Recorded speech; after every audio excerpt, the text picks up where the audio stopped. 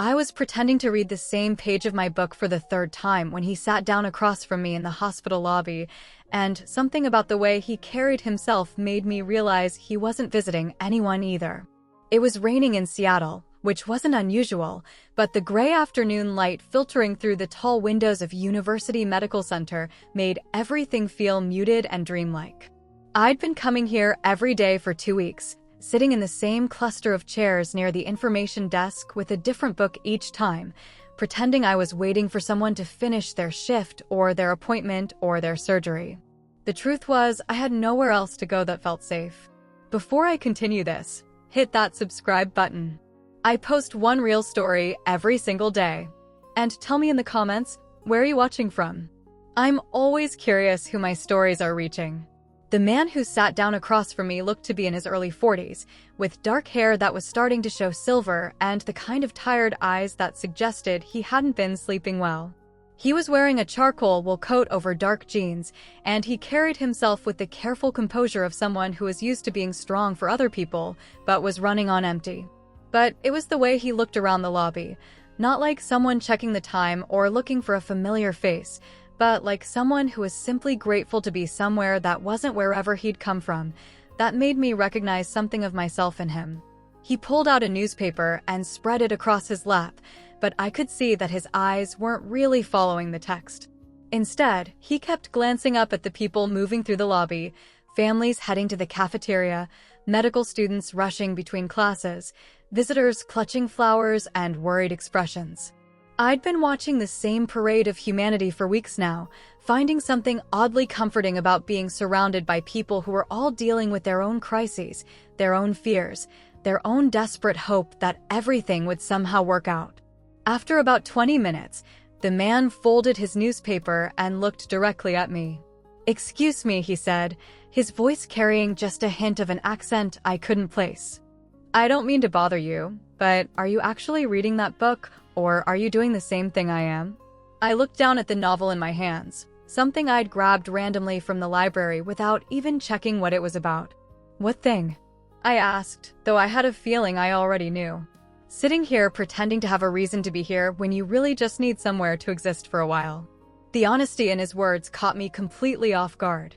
Most people, when they made conversation with strangers, stayed safely in the realm of weather and small talk. But this man had just put into words exactly what I'd been doing for 2 weeks. "Is it that obvious?" I asked. Only to someone doing the same thing. I studied his face, trying to decide how much truth I was willing to share with a complete stranger. "I'm Sophia," I said finally. "David." He leaned forward slightly. "And before you ask, no, I'm not visiting anyone.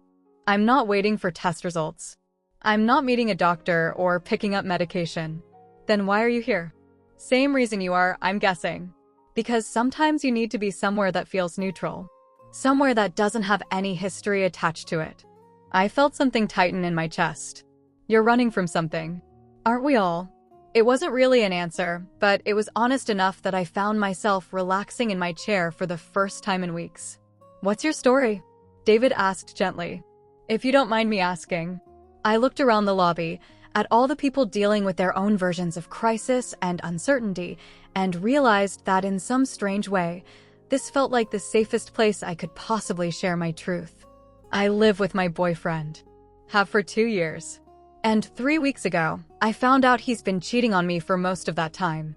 David's expression didn't change, but I saw something soften in his eyes.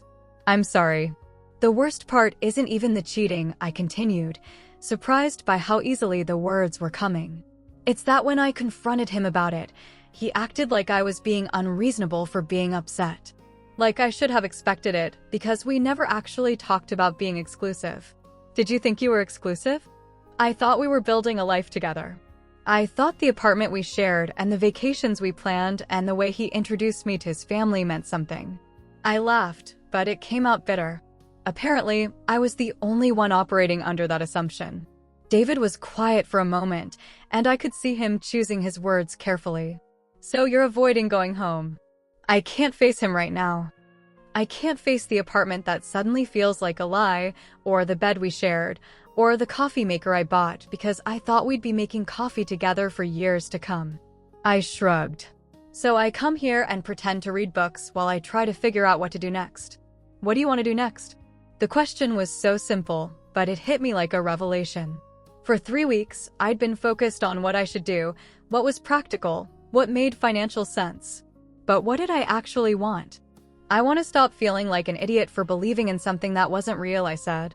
I want to stop second-guessing every moment of the last 2 years, wondering what was genuine and what was just convenient for him. That's a start. What about you? I asked. What's your story? David's expression grew complicated, and I watched him struggle with how much to reveal. My wife died 8 months ago, he said finally. Cancer. We fought it for 2 years, and for a while it looked like we were winning, but my heart clenched. David, I'm so sorry. Thank you. He looked out the window at the rain streaming down the glass.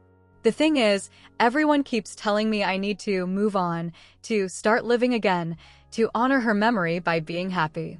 But I don't know how to do any of those things. So you come here. I come here because it's the only place where being sad feels normal, where no one expects me to be over it or through it or past it. He looked at me directly. Where I can just exist without having to pretend I'm healing according to someone else's timeline.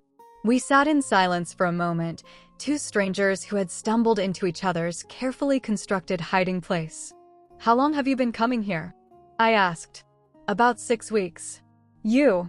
2 weeks. Do you have a favorite spot? I gestured at the chairs we were sitting in. This cluster, usually. Good view of the lobby, close enough to the coffee cart to look like I'm waiting for someone to finish their shift. David smiled, and it was the first genuine smile I'd seen from him.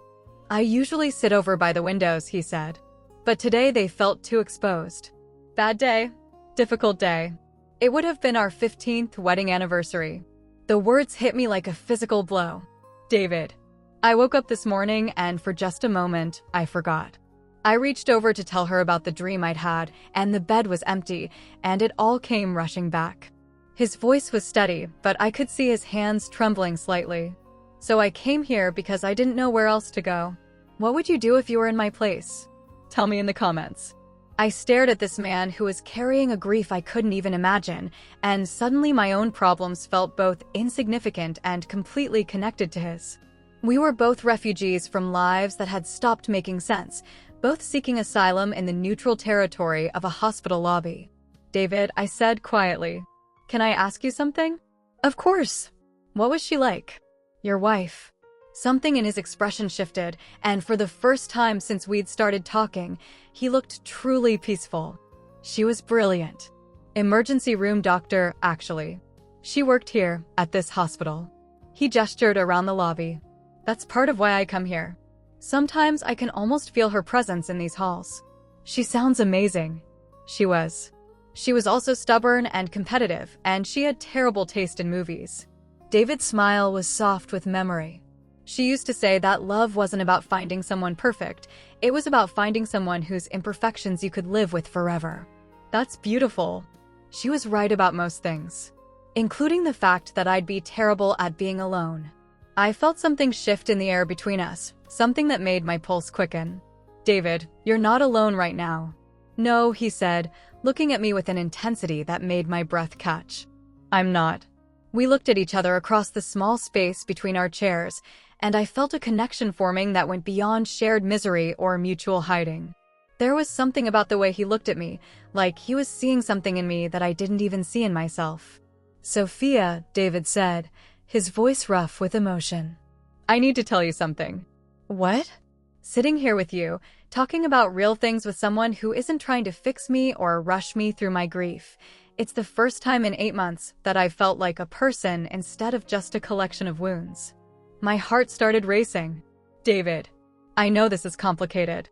I know I'm probably not ready for whatever this is, and I know you're dealing with your own heartbreak. But I also know that I don't want to say goodbye to you and go back to sitting alone in this lobby. What are you suggesting? I'm suggesting that maybe we could help each other figure out how to exist in the world again. Maybe we could stop hiding separately and start healing together. I thought about my apartment, about the confrontation I'd been avoiding, about the life I needed to dismantle and rebuild. Then I thought about David, about the way he'd made me feel seen and understood without trying to solve my problems or minimize my pain. David, I'm 25 years old. I don't know anything about real grief or loss, or how to help someone through the kind of pain you're carrying. You're already helping. How? By treating my sadness like it's normal instead of something that needs to be fixed. By not being afraid of my grief or trying to talk me out of it. He leaned forward.